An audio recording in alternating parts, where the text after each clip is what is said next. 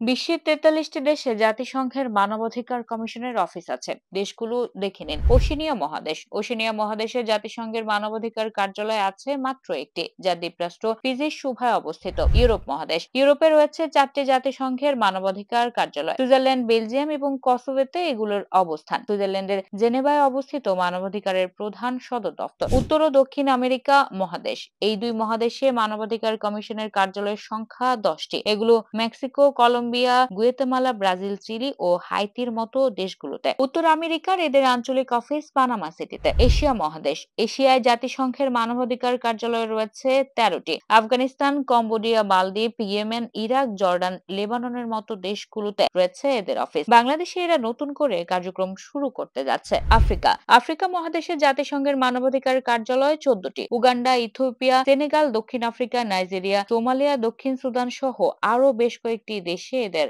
অবস্থান।